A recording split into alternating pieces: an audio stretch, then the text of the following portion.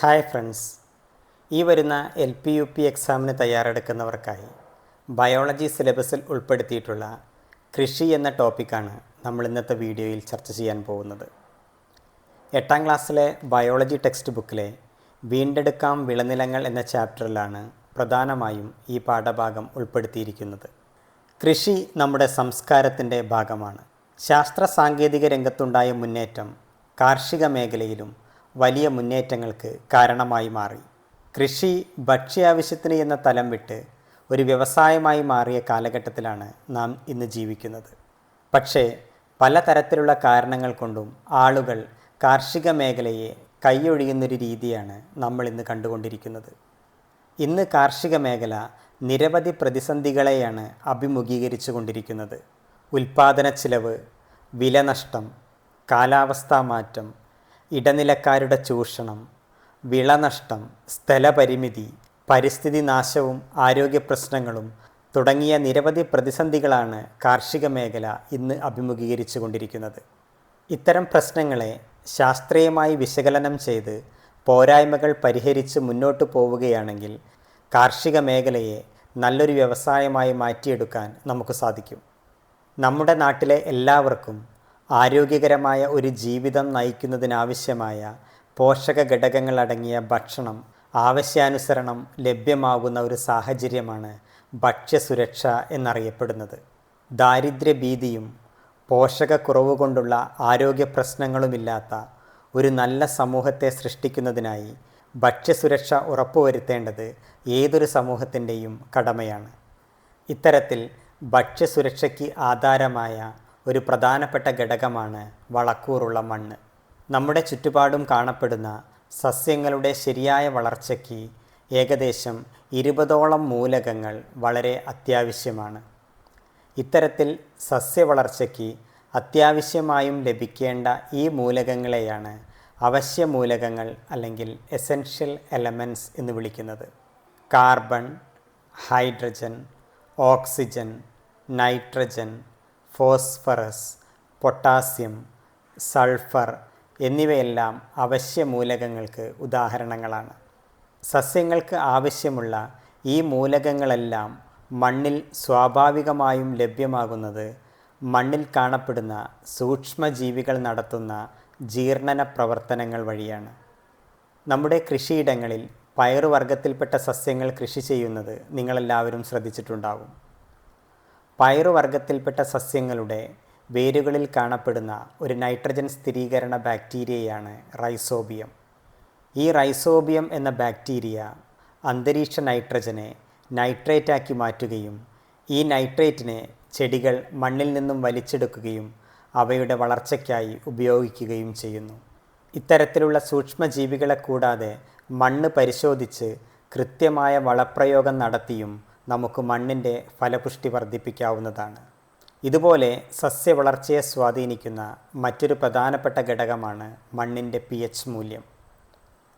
മണ്ണിലടങ്ങിയ മൂലകങ്ങളുടെ അളവും pH മൂല്യവും നമുക്ക് മണ്ണ് പരിശോധനയിലൂടെ തിരിച്ചറിയാനാവുന്നതാണ്. ഓരോ വിളകൾക്കും അനുസരിച്ച് മണ്ണിലെ pH മൂല്യം നമുക്ക് ക്രമീകരിക്കാനാവുന്നതാണ്. ബാക്ടീരിയകൾ, കുമിളുകൾ, ആൽഗകൾ, ചിതലുകൾ, മണ്ണിരകൾ തുടങ്ങിയ ജീവിവർഗങ്ങളെല്ലാം മണ്ണിൻ്റെ ഫലപുഷ്ടി വർദ്ധിപ്പിക്കാൻ സഹായിക്കുന്നവയാണ്. അടുത്തതായി നമുക്ക് ജീവാണുവളങ്ങൾ എന്താണെന്ന് നോക്കാം. മണ്ണിൻ്റെ ഫലപുഷ്ടി വർദ്ധിപ്പിക്കാൻ സഹായിക്കുന്ന സൂക്ഷ്മജീവികൾ അടങ്ങിയ പദാർത്ഥങ്ങളെയാണ് ജീവാണുവളങ്ങൾ എന്ന് വിളിക്കുന്നത്. ഇത്തരത്തിലുള്ള ജീവാണുക്കളുടെ സാന്നിധ്യം മണ്ണിലെ സസ്യവളർച്ചയ്ക്കാവശ്യമായ ഘടകങ്ങളുടെ അളവ് കൂട്ടാൻ സഹായിക്കുന്നവയാണ്. മണ്ണിൽ നൈട്രജൻ്റെ അളവ് വർദ്ധിപ്പിക്കുന്നതിനായി നമ്മൾ ഉപയോഗിക്കുന്ന ചില ജീവാണുവളങ്ങളാണ് റൈസോബിയം, അസറ്റോബാക്ടർ, അസോസ്പൈറിലം തുടങ്ങിയ ബാക്ടീരിയകൾ. ഇതുപോലെ തന്നെ മണ്ണിൻ്റെ ഫലപുഷ്ടി വർദ്ധിപ്പിക്കാൻ സഹായിക്കുന്ന ഒരു ജലസസ്യമാണ് അസോള. കർഷകർ അഭിമുഖീകരിക്കുന്ന ഒരു പ്രധാന പ്രശ്നമാണ് കീടങ്ങളുടെ ആക്രമണം. ഇത് മറികടക്കാൻ പലതരത്തിലുള്ള രാസകീടനാശിനികളാണ് കർഷകർ ഇന്ന് ഉപയോഗിച്ചു കൊണ്ടിരിക്കുന്നത്. കീടങ്ങളെ മുഴുവനായും കൊന്നൊടുക്കുക എന്നതാണ് രാസകീടനിയന്ത്രണത്തിൻ്റെ രീതി. എന്നാൽ കീടങ്ങൾ അതിജീവനശേഷി നേടുന്നതോടെ കൂടുതൽ വീര്യം കൂടിയ രാസകീടനാശിനികൾ ഉപയോഗിക്കാൻ കർഷകർ നിർബന്ധിതരായി മാറുന്നൊരു കാഴ്ചയാണ് നമ്മളിന്ന് കണ്ടുകൊണ്ടിരിക്കുന്നത്. ഇത്തരത്തിലുള്ള അമിതമായ രാസകീടനാശിനികളുടെ ഉപയോഗം നിരവധി ആരോഗ്യ പ്രശ്നങ്ങൾക്കും പരിസ്ഥിതി പ്രശ്നങ്ങൾക്കും കാരണമാകുന്നവയാണ്. പക്ഷേ രാസകീടനാശിനി നിർമ്മാണം ഒരു വൻ വ്യവസായമായി മാറിയതോടെ ഇതര കീടനിയന്ത്രണ മാർഗങ്ങളിലെ ഗവേഷണങ്ങൾ വേണ്ടത്ര രീതിയിൽ പ്രോത്സാഹിപ്പിക്കപ്പെടാത്തൊരു കാഴ്ചയാണ് നമ്മളിന്ന് കണ്ടുകൊണ്ടിരിക്കുന്നത്. അൾട്രാസോണിക് ശബ്ദ തരംഗങ്ങൾ ഉപയോഗിച്ച് നമുക്ക് കീടങ്ങളെ അകറ്റാവുന്നതാണ്. പക്ഷേ ഇത്തരത്തിലുള്ള ഒരു സാങ്കേതിക വിദ്യയും കർഷകരിലേക്ക് എത്തപ്പെട്ടിട്ടില്ല. അതുപോലെ വികിരണങ്ങൾ ഉപയോഗിച്ചുകൊണ്ട് ആൺകീടങ്ങളുടെ പ്രജനനശേഷി നഷ്ടപ്പെടുത്തി കീടങ്ങൾ പെരുകുന്നത് തടയുന്നതും മറ്റൊരു സാധ്യതയാണ്. ഇതുപോലുള്ള മറ്റൊരു സംവിധാനമാണ് ഫിറോമോൺ കെണി. ജീവികൾ പുറത്തുവിടുന്ന ഫിറോമോൺ കണികകളുടെ സമാന രാസഘടനയുള്ള കൃത്രിമ വസ്തുക്കൾ ഉപയോഗിച്ച് കീടങ്ങളെ ആകർഷിച്ച് നശിപ്പിക്കുന്ന രീതിയാണ് ഫിറോമോൺ കെണിയിൽ ഉപയോഗിക്കുന്നത്. പക്ഷേ ഇത്തരത്തിലുള്ള രീതികളൊന്നും വ്യാപകമായി നമ്മുടെ കർഷകർ ഇന്ന് ഉപയോഗിക്കുന്നില്ല. ഇതിനു പകരം വ്യാപകമായി കൂടിയ അളവിൽ രാസകീടനാശിനികളാണ് ഉപയോഗിച്ചു കൊണ്ടിരിക്കുന്നത്. ഇത്തരം സാഹചര്യത്തിൽ പ്രകൃതിക്കും ആരോഗ്യത്തിനും ദോഷകരമല്ലാത്ത കീടനിയന്ത്രണ മാർഗങ്ങളാണ് നാം അവലംബിക്കേണ്ടത്. ഇത്തരമൊരു സാഹചര്യത്തിലാണ് ഇൻ്റഗ്രേറ്റഡ് പെസ്റ്റ് മാനേജ്മെൻറ്റ് അല്ലെങ്കിൽ സംയോജിത കീടനിയന്ത്രണ മാർഗങ്ങൾ നമ്മൾ അവലംബിക്കേണ്ടത്. മുഴുവൻ കീടങ്ങളെയും കൊന്നൊടുക്കാൻ ശ്രമിക്കുന്നതിന് പകരം കീടങ്ങളുടെ പെരുകൽ നിയന്ത്രിക്കുകയും വിളനഷ്ടം സംഭവിക്കാത്ത രീതിയിൽ കീടങ്ങളുടെ എണ്ണം പരിമിതപ്പെടുത്തുകയും ചെയ്യുക എന്നുള്ളതാണ് സംയോജിത കീടനിയന്ത്രണ മാർഗത്തിൻ്റെ അടിസ്ഥാന തത്വങ്ങൾ. നമ്മുടെ കൃഷിയിടങ്ങളിൽ എന്തുകൊണ്ടായിരിക്കും കീടങ്ങളിങ്ങനെ ക്രമാതീതമായി പെരുകുന്നത്? ഈ കീടങ്ങളെ ഇരയാക്കുന്ന ജീവികളുടെ എണ്ണത്തിലുണ്ടാവുന്ന കുറവാണ് കീടങ്ങളുടെ എണ്ണം ക്രമാതീതമായി പെരുകാനുള്ള ഏറ്റവും പ്രധാനപ്പെട്ട കാരണം. ഈ കീടങ്ങളെ ഭക്ഷണമാക്കുന്നവയെയും ഈ കീടങ്ങൾക്ക് രോഗം പരത്തുന്ന ജീവികളെയും ഈ കീടങ്ങളിൽ പരാതമായി ജീവിക്കുന്നവയെയും കീടങ്ങളുടെ പ്രകൃതിദത്ത ശത്രുക്കൾ എന്ന് നമുക്ക് വിളിക്കാം. ഈ പ്രകൃതിദത്ത ശത്രുക്കളെ ഉപയോഗിച്ച് നമുക്ക് ഈ കീടങ്ങളെ നിയന്ത്രിക്കാവുന്നതാണ്. ഇത്തരത്തിലുള്ള കീടനിയന്ത്രണ മാർഗങ്ങളെയാണ് സംയോജിത കീടനിയന്ത്രണ മാർഗം എന്ന് വിളിക്കുന്നത്. രാസകീടനാശിനി പ്രയോഗം പരമാവധി കുറച്ച് അവയ്ക്ക് പകരം ജൈവ കീടനാശിനികളും മിത്രകീടങ്ങളും യാന്ത്രിക കീടനിയന്ത്രണ മാർഗങ്ങളും ഉപയോഗിച്ചുകൊണ്ട് തന്നെ നമ്മുടെ ആവാസ വ്യവസ്ഥയ്ക്ക് ഒരു കോട്ടവും തട്ടാതെ നമുക്ക് ഈ കീടങ്ങളെ നിയന്ത്രിക്കാവുന്നതാണ്. വർദ്ധിച്ചു വരുന്ന ജനസംഖ്യയ്ക്കനുസരിച്ച് ഭക്ഷ്യോൽപാദനം വർദ്ധിപ്പിക്കുന്നതിനായാണ് അത്യുൽപാദന ശേഷിയുള്ള വിത്തിനങ്ങളും അവയോടൊപ്പം രാസകീടനാശിനികളും രാസവളങ്ങളുടെയും ഉപയോഗമെല്ലാം വ്യാപകമായി മാറിയത്. ഇത്തരത്തിൽ വിത്തും വളവുമെല്ലാം പുറമേ നിന്ന് നമ്മുടെ കൃഷിയിടത്തിലേക്ക് വരുന്ന ഈ രീതിയാണ് HEIA or high external input agriculture എന്ന് വിളിക്കുന്നത്. എന്നാൽ ആരോഗ്യത്തെയും പരിസ്ഥിതിയെയും പ്രതികൂലമായി ബാധിക്കുന്നതിൻ്റെയും അതുപോലെ വർദ്ധിച്ച ചെലവിൻ്റെയും പേരിൽ ഈ കൃഷിരീതി വളരെയേറെ വിമർശിക്കപ്പെട്ടു. അതിനുശേഷം പുറമേ നിന്നുള്ള വസ്തുക്കളുടെ ഉപയോഗം പരമാവധി കുറച്ചുകൊണ്ടുള്ള കൃഷിയെ സുസ്ഥിരമാകൂ എന്ന കാഴ്ചപ്പാട് രൂപപ്പെട്ടു. ഈ രീതിയാണ് LEISA എന്നറിയപ്പെടുന്നത്. Low external input sustainable agriculture. ഈ രീതിയുടെ അടുത്ത ഘട്ടമായി ലക്ഷ്യമിടുന്നത് ഒന്നിൻ്റെ അവശിഷ്ടം മറ്റൊന്നിന് വളമാകുന്ന സ്വയം പര്യാപ്തമായ പുറമേ നിന്ന് ഒന്നും പ്രയോഗിക്കേണ്ടതില്ലാത്ത NEISA or no external input sustainable agriculture എന്ന കൃഷിരീതിയാണ്. ശാസ്ത്രീയമായ സമീപനത്തിലൂടെ മികച്ച വരുമാനമുണ്ടാക്കാൻ കഴിയുന്ന ചില കാർഷിക മേഖലകളാണ് നമ്മൾ അടുത്തതായി പരിചയപ്പെടാൻ പോകുന്നത്. ഫസ്റ്റ് വൺ, കന്നുകാലി പരിപാലനം. പ്രധാനമായും പാലിനും മാംസത്തിനും മറ്റു കാർഷിക ആവശ്യങ്ങൾക്കും വേണ്ടിയാണ് നമ്മൾ കന്നുകാലികളെ വളർത്തുന്നത്. ഇത്തരം ആവശ്യങ്ങൾക്കായി നമ്മൾ ഉപയോഗിക്കുന്ന ചില പ്രധാനപ്പെട്ട കന്നുകാലി ഇനങ്ങളെ നമുക്കൊന്ന് പരിചയപ്പെടാം.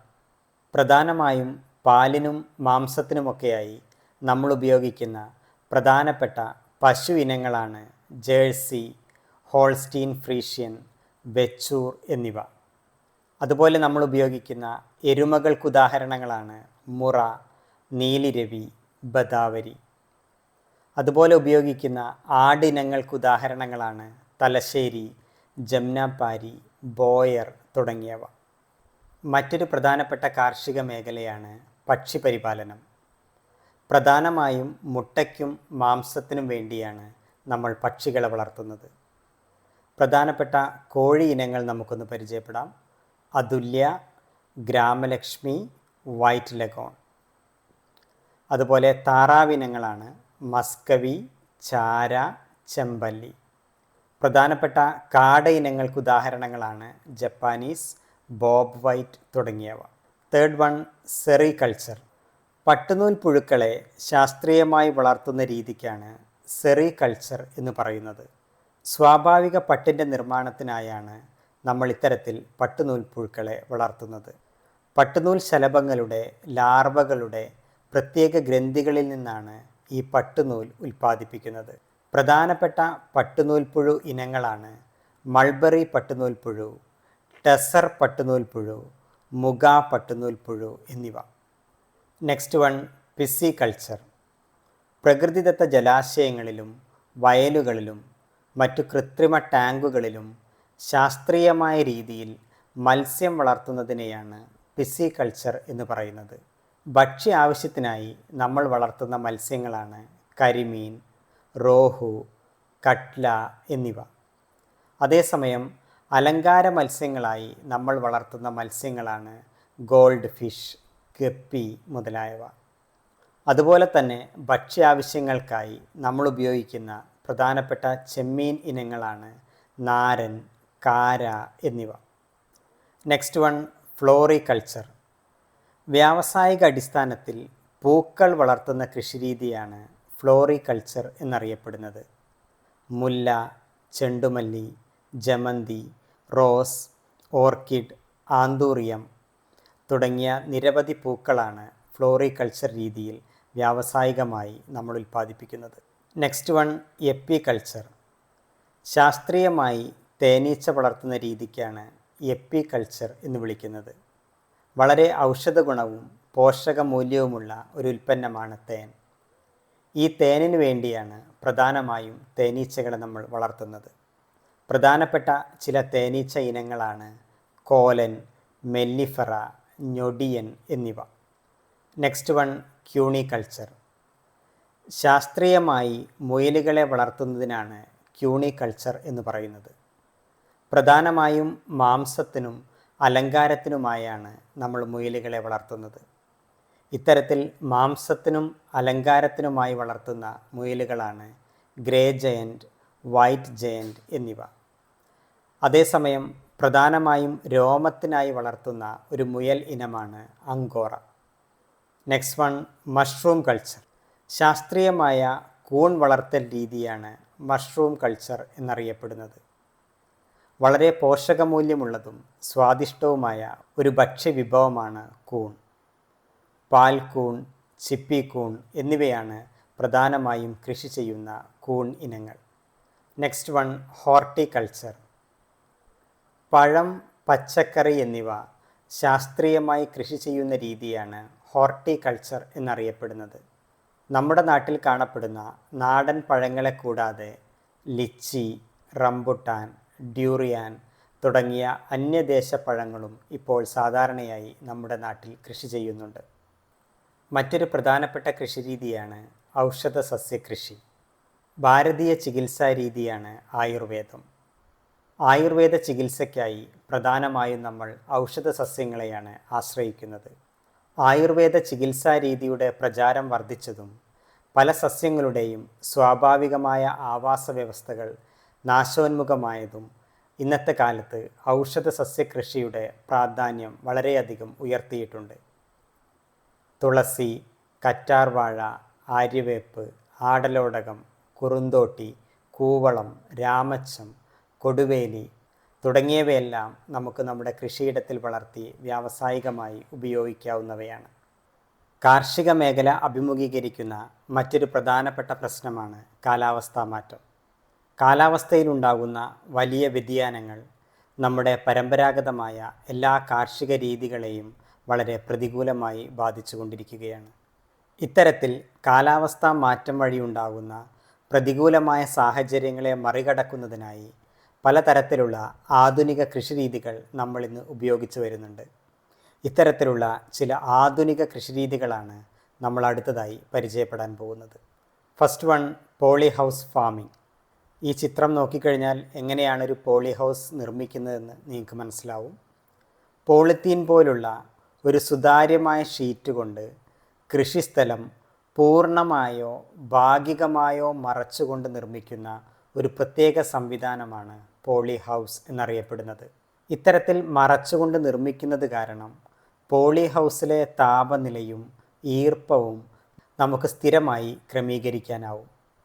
ഇത്തരത്തിൽ താപനിലയും ഈർപ്പവും സ്ഥിരമായി ക്രമീകരിക്കുന്നത് മൂലം സസ്യങ്ങളുടെ വളർച്ചയും വളരെ വേഗത്തിലാകും. ഇങ്ങനെ നിർമ്മിക്കുന്ന പോളി ഹൗസുകളിൽ വെള്ളത്തിൽ പോഷകങ്ങൾ ലയിപ്പിച്ച് തുള്ളി നനയിലൂടെയാണ് സസ്യങ്ങൾക്ക് നൽകുന്നത്. ഇങ്ങനെ നിർമ്മിക്കുന്ന പോളി ഹൗസുകളുടെ വശങ്ങൾ വല ഉപയോഗിച്ച് മറയ്ക്കുന്നതിനാൽ കീടങ്ങളുടെ ആക്രമണവും വളരെ കുറവായിരിക്കും. തുടക്കത്തിൽ കുറച്ച് ചിലവേറുമെങ്കിലും സാധാരണ കൃഷിയിടത്തിൽ നിന്ന് ലഭിക്കുന്നതിനേക്കാൾ അനേകം മടങ്ങ് വിളവ് നമുക്കിതിൽ നിന്ന് ലഭിക്കുകയും ചെയ്യും. മറ്റൊരു ആധുനിക കൃഷിരീതിയാണ് പ്രിസിഷൻ ഫാമിംഗ്. നമ്മുടെ കൃഷിയിടത്തിലെ മണ്ണിൻ്റെ സ്വഭാവം, മണ്ണിലെ മൂലകങ്ങളുടെ അളവ്, മണ്ണിൻ്റെ pH, മണ്ണിലെ ജലസാന്നിധ്യം എന്നിവ ആധുനിക സാങ്കേതിക വിദ്യകൾ ഉപയോഗിച്ച് കൃത്യമായി പഠിക്കുകയും ഇവയ്ക്ക് അനുയോജ്യമായ വിള കൃഷിക്കായി തിരഞ്ഞെടുക്കുകയും ചെയ്യുന്ന രീതിയാണ് പ്രിസിഷൻ ഫാമിംഗ് എന്നറിയപ്പെടുന്നത്. ഇത്തരത്തിൽ പ്രിസിഷൻ ഫാമിംഗ് ചെയ്യുന്ന സമയത്ത് പോളിത്തീൻ ഷീറ്റ് ഉപയോഗിച്ച് മണ്ണിനെ പൊതിയാറുണ്ട്. മണ്ണിനെ പൊതിയുന്നത് മൂലം ജലസേചനം പരിമിതപ്പെടുത്താനും മറ്റു കളകളെ ഫലപ്രദമായി നിയന്ത്രിക്കാനും കഴിയുന്നു എന്നുള്ളതും പ്രിസിഷൻ ഫാമിങ്ങിൻ്റെ പ്രധാനപ്പെട്ടൊരു മേന്മയാണ്. മണ്ണില്ലാതെയുള്ള രണ്ട് കൃഷിരീതികളാണ് അടുത്തതായി നമ്മൾ പരിചയപ്പെടാൻ പോകുന്നത്. Hydroponics and aeroponics. ഹൈഡ്രോപോണിക്സ് കൃഷിരീതിയുടെ ഒരു ചിത്രമാണ് ഇവിടെ നൽകിയിട്ടുള്ളത്. ചെടികളെ പോഷക ലായനിയിൽ വളർത്തുന്ന കൃഷിരീതിയാണ് ഹൈഡ്രോപോണിക്സ് എന്നറിയപ്പെടുന്നത്. ഇതുപോലെ മണ്ണില്ലാത്ത മറ്റൊരു കൃഷിരീതിയാണ് എയ്റോപോണിക്സ്. എയ്റോപോണിക്സ് രീതിയുടെ ഒരു ചിത്രമാണ് ഇവിടെ നൽകിയിട്ടുള്ളത്. വേരുകൾ വായുവിലേക്ക് വളർന്നിറങ്ങുന്ന രീതിയിൽ സസ്യങ്ങളെ വളർത്തി അതിനുശേഷം പോഷകങ്ങൾ നേരിട്ട് ഈ വേരുകളിലേക്ക് സ്പ്രേ ചെയ്യുന്ന രീതിയാണ് എയ്റോപോണിക്സ് എന്നറിയപ്പെടുന്നത്. മണ്ണില്ലാതെയുള്ള രണ്ട് കൃഷിരീതികളായ ഹൈഡ്രോപോണിക്സ്, എയ്റോപോണിക്സ് എന്നിവയെക്കുറിച്ചാണ് നമ്മളിപ്പോൾ ഡിസ്കസ് ചെയ്തത്. രണ്ടും തമ്മിലുള്ള വ്യത്യാസം നന്നായിട്ടൊന്ന് ശ്രദ്ധിക്കുക.